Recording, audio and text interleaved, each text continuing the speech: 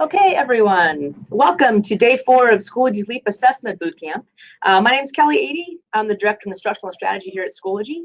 And because it's April, assessment is on the minds of many. So we thought we would spend this week doing a deeper dive into some things around assessment literacy, everything from creating to managing to actually measuring, and then actually thinking about how we can be more effective at all of those things. So hopefully, this week will leave you with some great ideas for how you can take assessments to the next level. As we've been doing every day so far this week, we've been starting out with a poll. So today, what we'd like to know is your school or district building common assessments? So I'm going to actually leave that up for just a minute, give you guys all a chance to ring in and vote, and then we'll take a look, and then we'll get going. Okay, let's take a look at what we came up with here. So it looks like we've got a lot of people that are doing common assessments in terms of PLCs or teacher teams. Got about, a quarter of you, just a little bit over, that aren't really doing common assessments yet, and then some that are doing it at school and some at district. So that's kind of what we're going to be talking about today. As we've mentioned earlier, we talked on Monday about formative versus summative assessments and classroom assessments versus common. And we'll be hearing from someone later in the show about how they have been actually working with common assessments at a school level. So for right now, though, I'm going to switch it back over to my screen.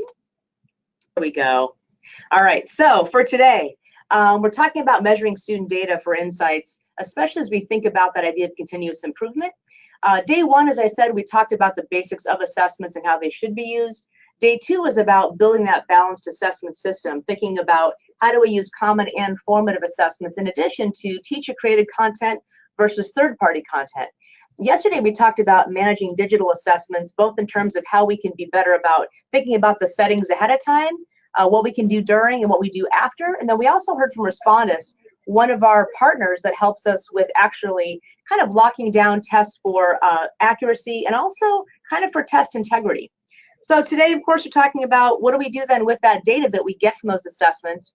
And then tomorrow will be a kind of a walkthrough, a step-by-step of what we have available in AMP. So as I mentioned, today we're talking about measuring student data for insights, which is, of course, the reason why we give assessments. We talked earlier in the week about how we always have data questions when we go into any kind of assessment situation. There's something that we want to learn about student understanding. So we're going to talk about that today. I'm joined today by Chris Bell, who's the teacher and tech coordinator. He's from Palo Alto Unified School District in California. And then I'm also joined by one of our normal LEAP hosts, Zara Viner, our professional development specialist here at Schoology. And so she'll be actually talking with Chris and hearing some of his insights as we go through today. So what's our agenda?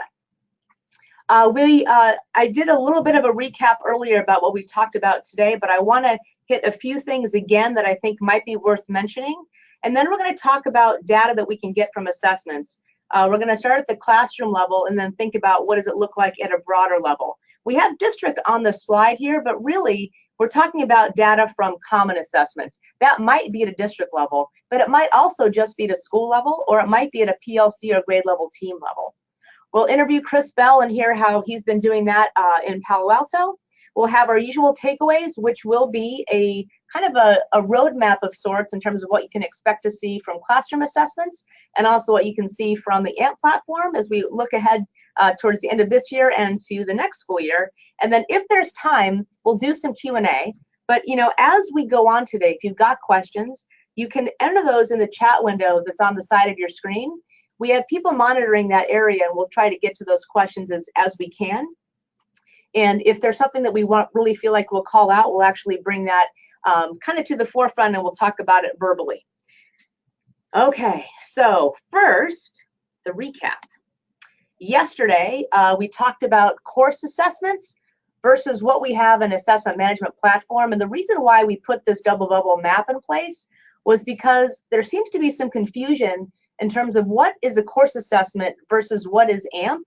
So we kind of constructed a compare-contrast graphic here. So if you're thinking about course assessments, and that's the stuff that's on the left, that's really something that's designed for individual courses or sections. When you view data, you're only viewing it really for that section. If you need to copy that course assessment, You can do that via the copy, but only to other courses that you're the teacher in. And then in terms of the settings, those are all managed at the individual course assessment level. And then for building, you can do that within a course. A group of resources will be introducing the ability to build those inside of banks during the 18-19 school year. If we're talking about what AMP does, the best way to think about it is course assessments versus common assessments. So instead of building simply within the course group of resources, you actually build an AMP assessment inside of an assessment team folder, and they first get constructed inside of banks. Those are collaborative spaces for people to contribute questions that they want to then put into an assessment later. All the settings for an assessment are managed centrally. So some of those things get locked down, and a lot of that has to do with test integrity. If you want to do a common assessment, it's really important that you're looking at common data. So one of the issues we have with common assessments in course assessments is that each teacher can then modify questions that might suit their purposes. That's completely appropriate if you're not trying to do comparative data analysis. However, if you are looking at a common assessment, you need that data to be intact. So we manage the settings centrally. Teachers can't necessarily change the questions. All of the sections that need the assessment, we can push those out and manage distribution.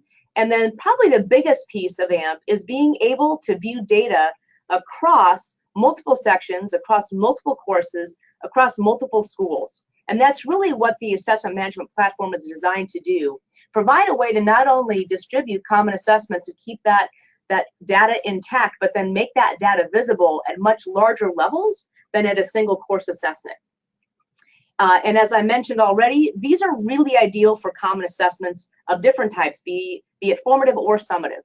Now, the middle area, the green, represents things that are in common. So you align to standards in both. And one thing we've talked about over the week is the importance of aligning to learning targets, because that's where you really identify that student information that's helpful as a teacher to figure out where there may be some missteps in terms of student understanding. Both course assessments and the assessment management platform have technology enhanced questions. We took a look at those earlier this week. We also demoed live progress yesterday, which allows a teacher to kind of see where a student is in terms of what item they're on, if they've flagged items, if they've exited, for example. You can take assessments on any device, and iOS has been added into that mix. And then also you can create rubrics if you need to do something with constructed response. So if there are questions that you're going to be actually grading as a teacher, whether it's in course assessments or AMP, you can build those rubrics right inside those test questions. So thinking about course assessments, and we'll start with that before we think about a larger data sets. One thing that you can see inside of course assessment data is, and we've got a screen cap here that Zara provided. Thank you, Zara. You can see obviously the grade book points that a student has received, how many attempts, the status of that, when they last modified it, and something that Adam highlighted yesterday was kind of that interesting elapsed time column, because sometimes it's very helpful to see how long a student took on a particular assessment. So all of that's available right now in the test assessment or course assessment. Now that's different than what we have in test quiz. Test quiz provides different sets of information. And so one thing that we'll be doing over the next year and a half is trying to bring parity or have similar functionality between test quiz and course assessments before we sunset test quiz. And for those of you that are using test quiz, we have been getting the question frequently, oh my gosh, when is that going away? You will have test quiz in place for the entire 18-19 school year as we, again, begin to add those features that are really important into course assessment so that they basically provide the same functionality that you're used to. What else can you really do with course assessment data? Some of these enhanced question types have some very interesting options. One of them, and this is the one that we have kind of highlighted here in this animated GIF, we have some areas where students have to actually enter some things either with, let's say, a math formula like an equation editor, or they can even draw, and it will take a recording of what the student does as they work through that. And then you as the teacher can hit play and see the exact steps that a student went through. That's a really interesting way to figure out how a student is thinking. One of the dangers and difficulties with any kind of assessment is how do we know what the student's thought process was? So while the assessment data for things that are auto-graded can obviously give you some information, so can things like seeing a student's progress. And in the middle, of course, we've got a screen cap of like where that replay button looks like. It says, hey, leap. That's very exciting. And then on the right-hand side, don't forget, we talked about the way you can build in rubrics. I took a screen cap here of just building an essay or short answer question. And when I clicked on Align Rubric, I got every rubric that was already attached to my course. So that means that I can already have rubrics that are assigned to learning targets and aligned that way so that I can then measure them inside of Mastery.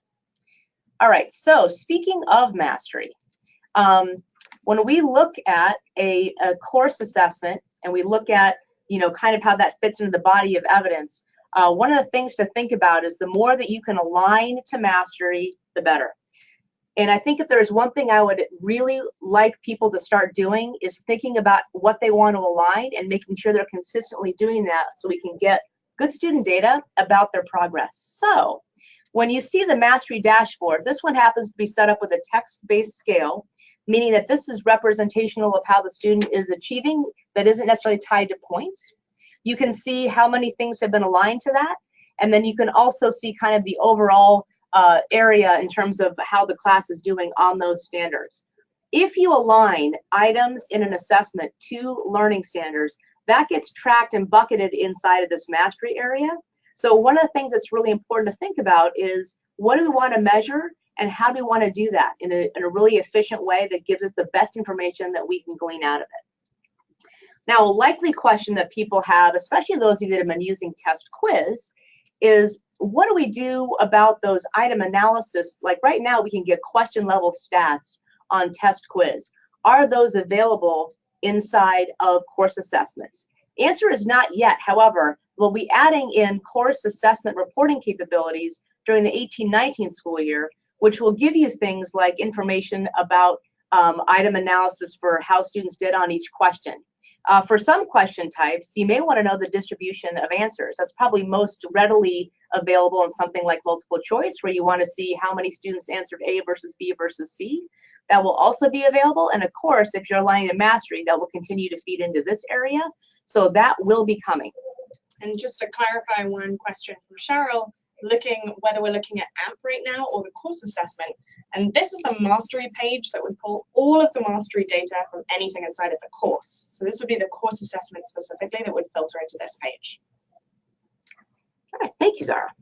All right, so we've been looking at course assessments for the most part this week.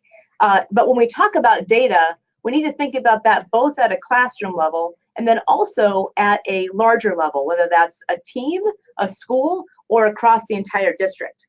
So I'm actually going to turn it over to Zara, and she's going to talk through what does it look like when we actually are looking at something at a district or larger set of data.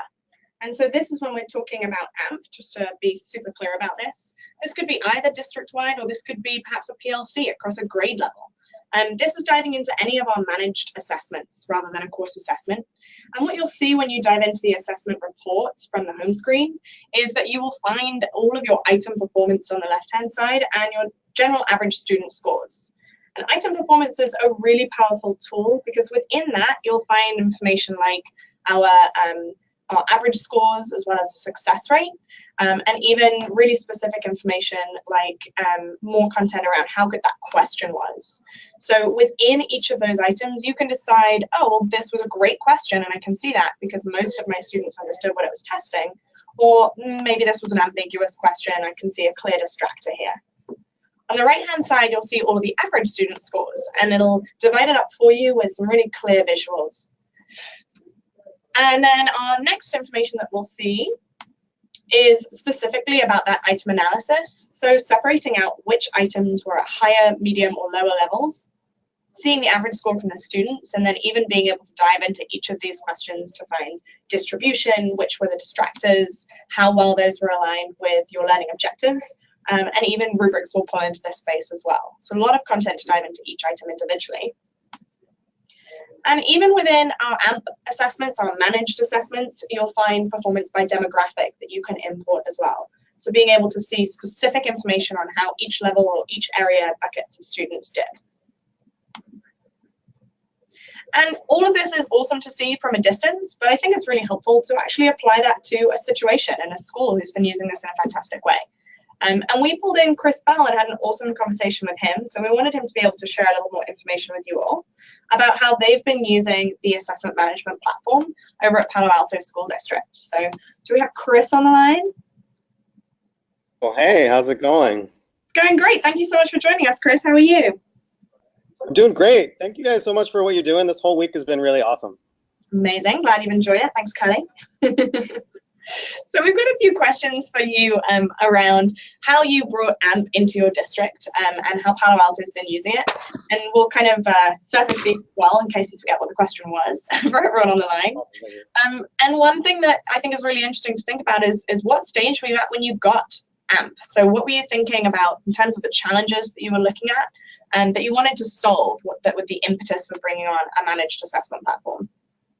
Well, a few years ago, we really started with, we had kind of some schedule changes and we were looking at time and what teachers needed. And we were looking at collaboration. How can we best facilitate collaboration in our schools? And with the purpose of that collaboration really benefiting our students. So we created PLCs like many of the people on the line have as well. And part of the PLC process is, getting your essential learning outcomes in. So what students should know. But then it's that next piece that we were kind of stuck on is how will you know if the students actually learned it or not? And that's where we really realized we needed to have a data management platform that would a tool that could assist us in figuring out how the students know it, how well they know it, and what can we do next to make sure that they do learn it. Of course, absolutely. And so in light of that, when you did start using your managed assessment platform and you started looking at that data, it sounded like you made some time for PLC meetings and that kind of analysis time.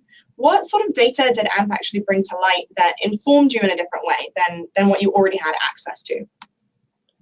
Well, before, just bring it to the classroom level teacher, when we'd give an assessment, we had, a grade at the end on a Unit 6 chapter test or whatever. And that didn't really tell us a lot. We'd have to call in the kids if they weren't doing well, look through their tests again, and figure out what the issues were. What AMP has allowed us to do is if you're marking those essential learning outcomes on each question, like we showed at the beginning here, then the data you get is super rich. So now as a teacher, all I got to do is click on our button for our assessment and see the rich data that we get and go, okay, now I know this student needs work at a specific area. So, whatever it is, like now we know trinomials need to be factored better when A doesn't equal 1 for students instead of, Unit 6, which had 4 different topics. What didn't they get? Right. So a lot more specificity around actionable steps that you can take to reteach or to relearn. Yeah, and that really helped us from an individual level, and then we were able to bring those to our group PLCs and look at what's working well or not working well as a group, and really then do that collaborative piece of, okay, let me get the best from you, and you can get the best from me, so we support our students as best as possible. Brilliant. And so, already answering this question, but in terms of finding out, well, this teacher is doing a fantastic job at this, how can we pull your best practice? What sort of action steps could you take away from that? What did you see as sort of tangible items that you could put into place when you had looked at that data together? Well, one thing that we have happening and we really want to have more of, which is really amazing, is we have some time built into our schedule where kids actually go get support for what they need. And looking at the data, what our groups have been able to do is, let's say there's a group of 3 science teachers and they're teaching a unit. Well, during this time, one of the teachers is going to be doing a mini lesson on like gas laws, and another one's going to be doing a mini lesson on dimensional analysis, and a third on mole conversions. And then from a formative assessment that they had in common, they can see what students needed, what skills worked on, and assign them to go to the different rooms with the different teachers with the mini specialty. So we're trying to roll that more out in our schools and get that going even more, because it's been really powerful for our students. Absolutely. And so with that in mind, is that something that you put into place when you did identify your students who are at risk? And what else did that look like in terms of splitting up students depending on their needs? Yeah, so that was, answering the question what do we do when they know they haven't learned it? Right. So we've done some assessments, they figured out what they don't know, how do we best support them? And if we have that built-in time, how do we utilize it the best? So we've been really able to grab that data and use our schedule effectively because of the tools that we have. And one kind of curveball, in that we talked about this a little bit when you and I chatted previously, and it sounded like a lot of the work that you're doing is currently grade level, PLC levels, but you all have some amazing ideas about other ways that you're going to be using the assessment management platform going forward. Do you have any things top of mind that you'd like to share around where you see yourselves growing with it? Yeah, I mean, it's great to start at the teacher level and get that buy-in and that collaboration and that tier 1 support. But we also, when we were seeing such awesome things happen, it's like, wow, we really need to expand this out a little bit. If everybody is working really hard at identifying individual needs, what are some of those individual needs that are common across multiple grade subjects, so that maybe we should be doing more school-wide and district-wide assessments that we can support those kids that aren't meeting those needs, those skills that span across different content types. Sure. And the other thing that we're really looking forward to working on more at is we're doing lots of the intervention, like what do they know when they don't know it, but we haven't been doing a lot with enrichment yet, and we want to get that enrichment piece in. So what do we do when we figure out the students do know it? How can we take them to the next step and move them to the next level and give them some enrichment at a course level, but also at a school level?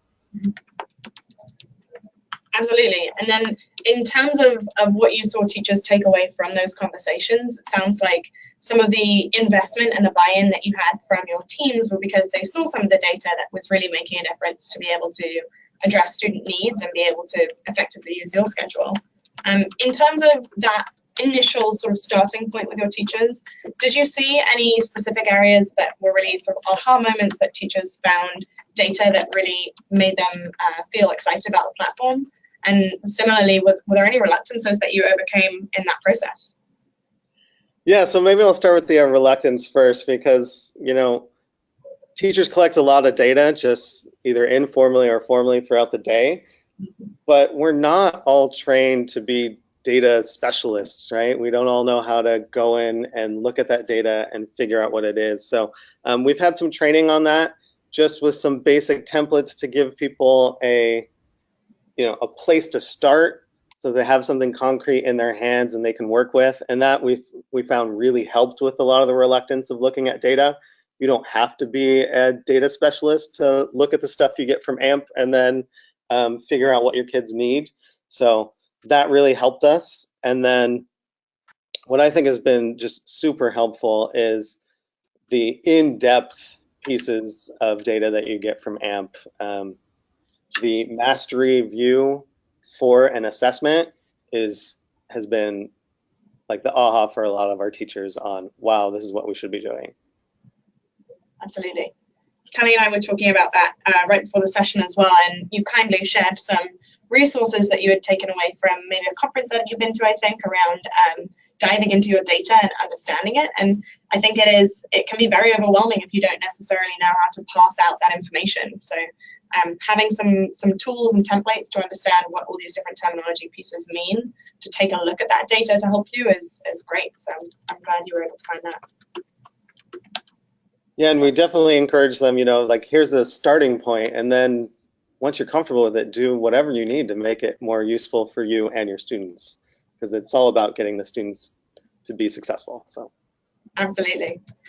And we do have links to those resources that we'll be putting out here in a second as well. So thank you very much for sharing that with us. It's super helpful. Anything else that you wanted to add, Chris? Yeah, one thing I want to make sure that we didn't forget too is in AMP, one of the other main reasons that that gets our teachers excited is the collaboration space that's available for it.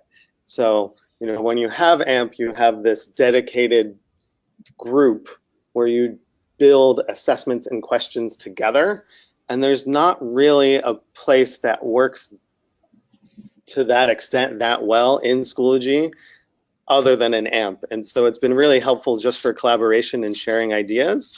And then the data that we get is just another huge bonus. Brilliant. Well, thank you so much for sharing all of that with us, Chris. I think it's super helpful to know exactly how a district and a grade level and teachers individually are putting it into place, making it a little bit more tangible. So we so appreciate you sharing that information with us. And I know we also did one of our awesome Advanced What's Possible videos with Palo Alto School District that you feature heavily in. So we'll share that out too, because there's some awesome content that you all talked about with some of your other team members too. Awesome. Thank you so much. Thanks, Chris. Okay, so as Chris was mentioning, there are some things that are available inside of the AMP platform. And again, just to clarify, that is a separate product. So we got some questions in the chat area, like, are we talking about course assessments, or if we use course assessments, is that the same as AMP? No, AMP is a separate thing that's really designed to meet a very specific need in terms of common assessment data and the integrity of giving those common assessments across a district or across multiple sections.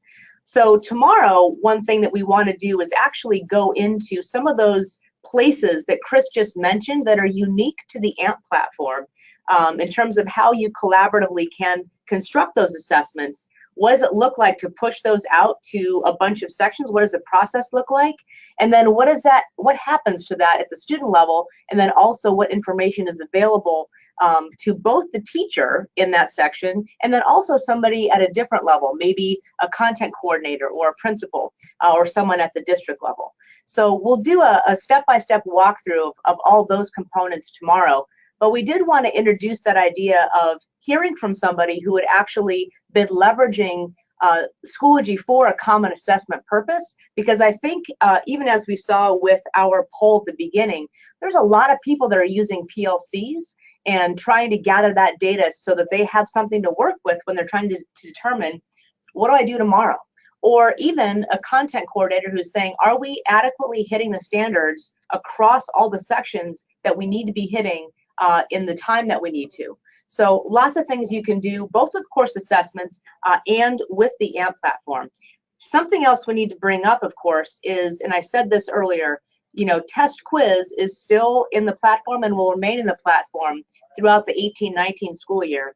And there will be a mechanism to convert existing test quiz content into course assessments. So for those folks who have spent a lot of time building those questions inside of Schoology currently in test quiz, there will be a way to migrate that into course assessments so you don't lose that work, and then you can actually then maybe add to those tests and assessment questions for some of those really exciting technology enhanced question types that we have available in both course assessments and also the assessment management platform.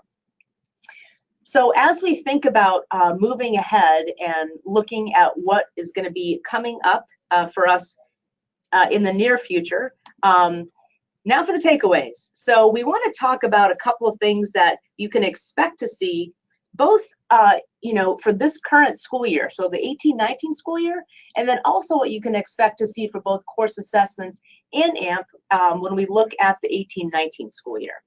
Some of these we've talked about earlier, but I realize that not everybody has been with us all week, so I wanted to make sure I included all the ones that we'd already covered. In terms of course assessments, and remember, if you are not seeing course assessments in your particular instance of Schoology, that is something that has to be enabled at your domain level by a Schoology admin, and there are a lot of admins who opted to wait to make that kind of available until later. So if you don't see it, it doesn't mean that you haven't purchased it or whatever. That's a decision that was made at your domain level. But for those of you that have been using course assessments for this coming school year, which is the one we're in now, 17-18, so basically now through, let's call it the end of this school year, you will be able to do audio and video file uploads. So one of the big requests that we've gotten is the ability for students who might need accommodation to actually hear a question being read, or for a teacher to give a webcam set of directions, for example.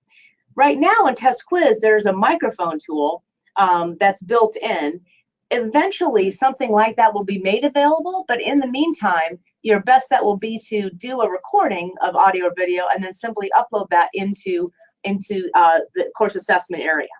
And that also will be true for AMP as well. Image upload for responses. Had a lot of requests to have images not just available inside of the question stem, but also inside of answer options, and especially for things like multiple choice. That will also be an option for both AMP and course assessments, along with the ability to actually resize those images in a really easy way inside that editing area. We will also be adding, and we mentioned this yesterday, question-specific tools. So if you want to enable the protractor, or you want to enable the ruler or the calculator, right now you can do that at a test level. So for the entire assessment, I'm going to make that available. Pretty soon you'll be able to just say, I just really want this one question to have the calculator available versus having it available for the entire assessment. We gave a sneak peek yesterday of password protection. That's in that edit settings window, or that wheel, where you can also set the availability.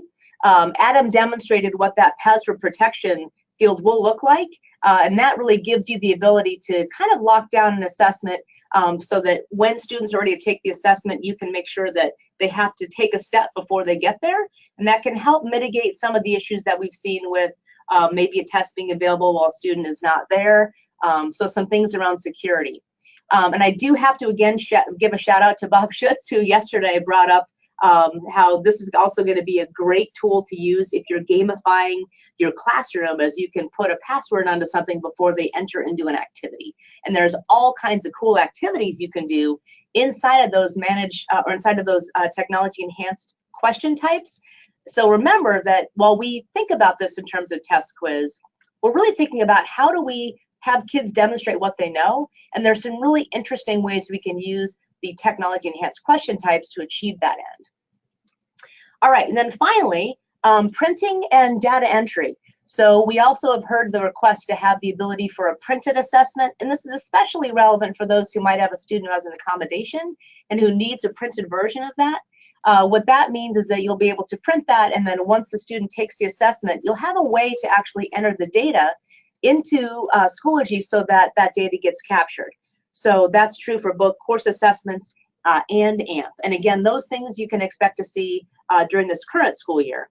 When we talk about the next school year, 18-19, another thing that we've heard a lot of requests for happens to be the ability to build those course assessments in an item bank. So we'll be able to do that in the 18-19 school year. And then also another frequently requested item, grade by question. So you'll be able to, in both AMP and course assessments, just like you can in Test Quiz, look at a single question and go through and score those. And one of the things that that provides us, not only is that a more productive workflow, but it also allows you to actually be more consistent. Because if you're using something like a rubric and you are constantly looking at that, you're going to be probably a little bit more in line with your grading practices as you go through than if you're having to address those separately. And then also, as we mentioned earlier, course assessment reporting that's similar to Test Quiz. So as we said earlier, there are some item types that don't necessarily lend themselves very well to a breakdown of different answers on an assessment, but for something like multiple choice, that can be super helpful. Roadmap items for the assessment management platform, and this is not all of them, but we talked with Key Data Systems already this week, and they were, talking about the kinds of items and the kinds of processes they go through to present you with some really high quality test items. That will be available during this school year. And then the ability to actually do some comparisons across multiple assessments, that will be available in the 18-19 school year. And then also some enhanced mastery reporting at the AMP level in the 18-19 school year. All right, so Zara, you're keeping an eye on the questions. Are there any that you want to highlight? Yeah, I think it would be actually helpful to just dive into the platform briefly and just show very clearly the difference between what Test Quiz is, what a course assessment is, and then what a managed assessment is. Okay. I think there are a few questions around the difference between AMP and the purchase element of that versus how the course assessments are within the course themselves and how Okay. it's different to test quiz. Okay. So where would you like to start? Test quiz? Let's take a look at test quiz first and show Okay. what that looks like. Okay. Thank you. So our test quiz is our legacy tool. It's been around for ages and it works awesomely for a bunch of different reasons. Within our test quiz, we have 5 different question types. One of those is subjectively graded, our short answer or essay question. And you can do a bunch of really great things like being able to pull from question banks and import test quizzes through our Blackboard format, as well as do things like see all the results for specific questions right now. And so as we sort of keep talking about, eventually as assessment starts gaining parity with test quiz, we'll be able to use assessment much more fully, and test quiz won't really be necessary anymore. It'll sort of become like a redundant tool eventually. But as we sort of keep saying, not to beat a dead horse, but it will stick around for quite some time until we do have that parity piece. So don't worry about losing your questions. Okay. Anything else about test quiz, Sarah? I think those are the important elements. I could spend 2 hours as we have for our PD course on test quiz, but we don't have that much time. So let's take a look at our course assessment. Okay. I do want to, though, point out real quickly that one thing we talked about yesterday were course or settings inside of an assessment to help kind of keep the integrity of that assessment. Some of these things are in the settings area here, but there are some new things that we introduced in course assessment. So we'll try to highlight those when we look over at that area. But when we look at this in terms of like viewing submissions, we mentioned that yesterday.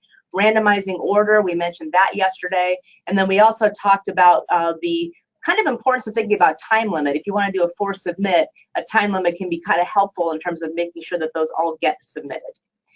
Okay, so if we're going to jump into an actual course assessment now, so that's test quiz. It's got what I would call the kind of the usual suspects of assessment item types, your multiple choice, fill in the blank. If we now look at another type of assessment, and let's take a look at this one. This is a course assessment. This is something that's just available on the platform for those that have enabled it. It will eventually be taking over the job that test quiz has been doing such a great job of lately. So when we look at the practice assessment here, we talked yesterday at length about the setup of an assessment and how to think about that for your security. So we talked yesterday about assessment settings. We talked about what things you can make available in the assessment toolbar. That's not something we have in test quiz currently. So that's kind of an added benefit for course assessments. And then those student settings where we have those things of how many times can a student take it and what can they see after they submit. We recommended leaving this at no until all students had actually taken the assessment. If we go into the question area, in addition to the usual suspects, we have a bunch of others that are available here, that some of these that are tech-enhanced items, and others that are just kind of what you'd expect to see, although they may interact in a different way. The one that we highlighted earlier in terms of being able to annotate on a screen, that's actually the highlight image question type. And then we've also, we can actually go through and take a look at what this looks like because now we have preview. Yeah. So if we're looking at course assessments, and this will be very similar to what you might see in the AMP questions as well. There are a couple of additional question types that we'll talk about tomorrow when we look at AMP, but this is a very similar interface. So we have here your basic kind of multiple choice question, and notice that each question is showing on its own screen.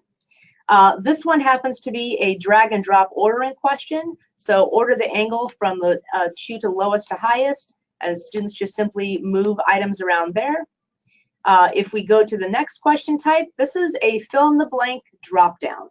This can be really helpful if you have students who need some additional support, because fill in the blank text can be a more rigorous question type than one that's selected response, which is basically what this one is.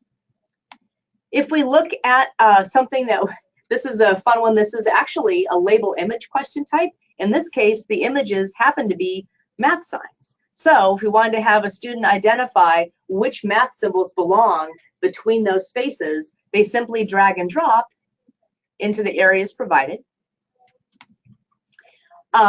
This is one of those highlight image question types, which allows you to actually interact with the screen. And this is the one that we mentioned is available for the teacher then to replay later to actually see the thought process. And if I, as a student, undo something, the teacher still sees that I've undone that. That's actually part of the whole video image.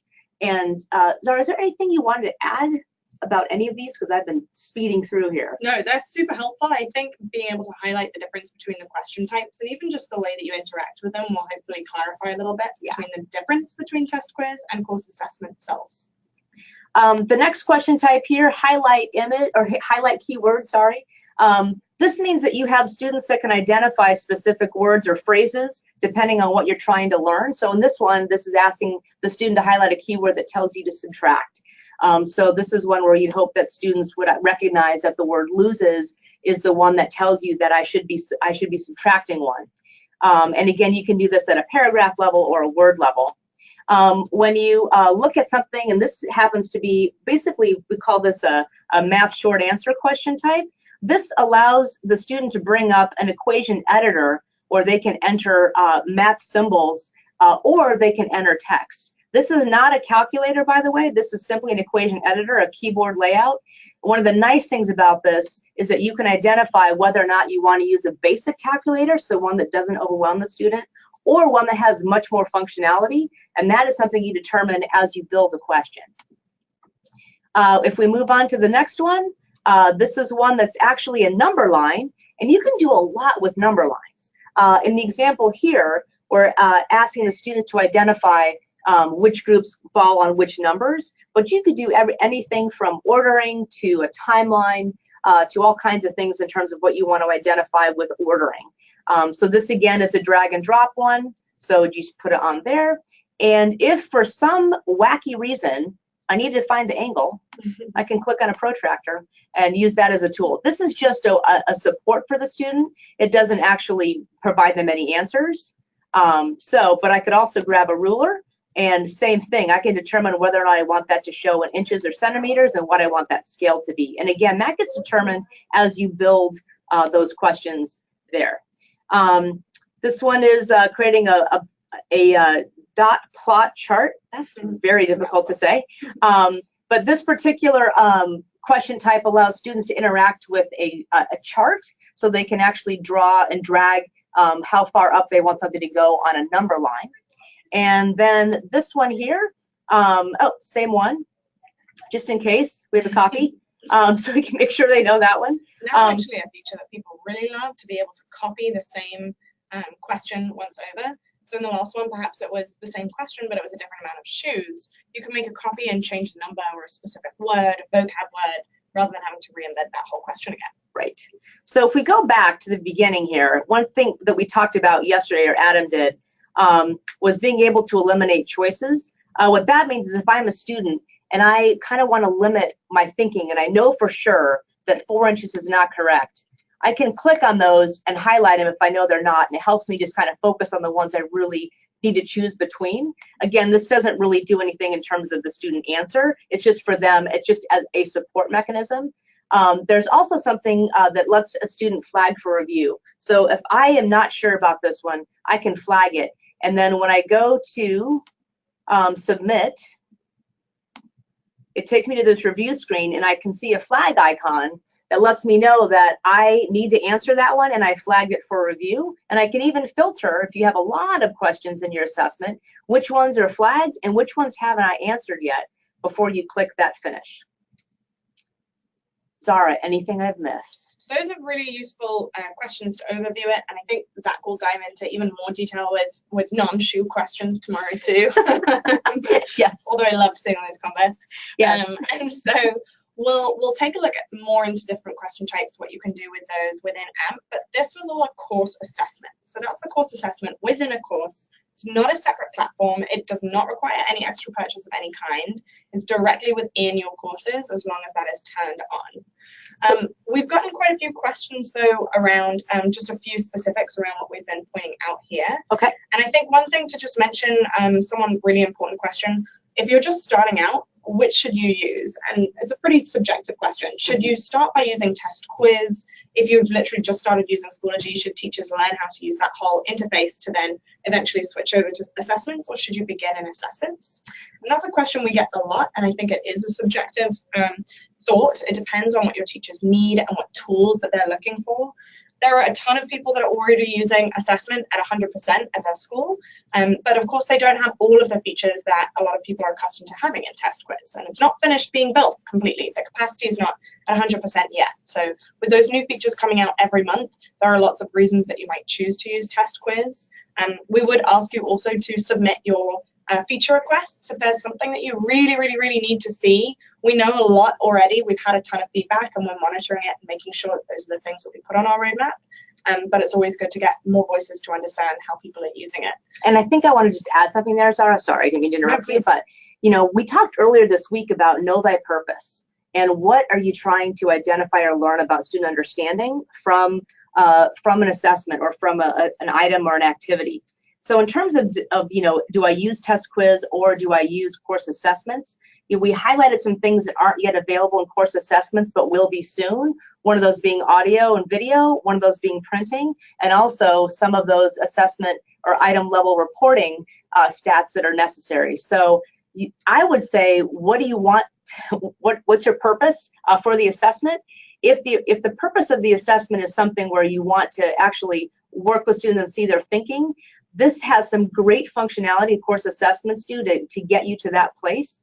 But I think, like Adam mentioned yesterday, it's also a good idea to just start very small. If you just want to see what the course assessment questions can do, make one of just a couple of questions, have students play with it, get used to that interface, and then you can see kind of where that can kind of help and assist you. I do think that some of the question types that are in here could even be identified or given as single item activities that could be incredibly useful to just have students interact with. And I think that's one thing that Zara and I have mentioned before, is that don't make assessments mean a test only when you're thinking about instruction. Think about what we defined assessments as the process of gathering evidence to make informed decisions. So what kind of evidence do you want to see, and what kinds of things can these add? Absolutely. And a couple of questions around what's actually going to happen with that bank as well. Do you want to speak a little bit to what the item bank for assessments will eventually look like? The course assessments? For course assessments? Well, currently, if you go into a group, for example, you can create a bank of items where you can pull from those and bring them into an assessment. Right now, what you can do inside of course assessments is you construct the entire assessment. So it's basically, it's all chunked together. It's one package deal. If you wanted to create separate items that you wanted either to choose from or that you were thinking about collaborating with the PLC or a team, that would happen inside of that test bank. Now we have that currently, and we'll talk about this tomorrow. So you'll see a little bit of what it looks like, at least in AMP. But there's basically folders of items that you can then draw from as you build the assessment. And we'll continue moving towards all those conversion tools in the following school year, is that correct? That's correct. And just to clarify, when we talk about this school year, we're talking about the one that we're currently in, so 17-18. All of those roadmap items that Kellie talked through, those are all for this school year, which is 2017 to 2018 school year. Next school year would be 18 to 19. Yeah, I think people were so excited about some of these things. They were like, wait, do you mean this year? Now? About the, yeah, is it now? Which is great. Absolutely. All right, so a couple more things that we would like to quickly highlight. First of all, don't forget that tomorrow we'll be doing that deeper dive into AMP. We've been answering questions, so I'm going to skip that slide. So tomorrow is our last day of the Assessment Bootcamp. Hopefully, those of you that have stuck around have found it to be of value. I do really quickly want to make sure that I highlight one quick thing, and this is terrifying, but I'm going to bring up my camera. Always a scary thing. I want to show everyone, I've had a different shirt each day. So yesterday I wore the champion shirt so that we could talk about the champions program. And since we had someone from Palo Alto, California, it seemed only appropriate to wear a Next t-shirt, because Next this year will be happening in San Diego, California. So this is actually from the first Next ever in Denver, which to me means it was the best one since it was in Denver. But anyway, don't forget that Next tickets, if you want to go to that, it's a good, fantastic opportunity to connect with other people. I've often referred to Next as the conference where you meet friends face to face that you've had for a long time virtually. And I've met some amazing people as a result of things like the ambassador program, even things like Schoology educators, and of course Next. So a not so shameless plug for Next, which is coming up in July. We'll add in a link to where you can actually get more information about Next. So thank you all for joining us for day 4. We'll be sending out the recordings. We've been getting a lot of questions about, will this be available later? When we conclude all of these recorded sessions, you'll get a link that gives you access to all 5. So if you weren't able to get to one of them, you'll still have access, and we'll of course make those publicly available. Also, I do have to point out, and I'm going to move aside so that Zara can step into the screen with me, because you all recognize Zara, and normally she's here with somebody who looks way different than me, which is Michael Indeglio. You're almost the same height. Almost the same height, yes, that's true. He actually was not able to be here today, so I was sort of a substitute. Great. But thanks. Did a wonderful job. Part of that. Thank you. Thank you.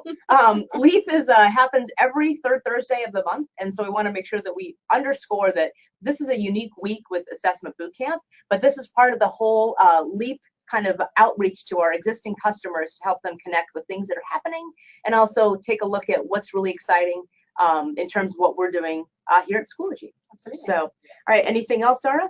I think make sure that you tune in tomorrow for day 5, where we'll be diving into more about AMP. So to kind of close that loop on what we were talking about, the difference between test quiz, our course assessments, and then our managed assessments. If you're at all foggy about what any of those differences are, it will be very clear after tomorrow as well. And Zach is definitely the most interesting person you'll hear from this week. All right. Well, everyone, happy Thursday. Hope everyone has a great day, and we hope to see you tomorrow. Bye. Bye.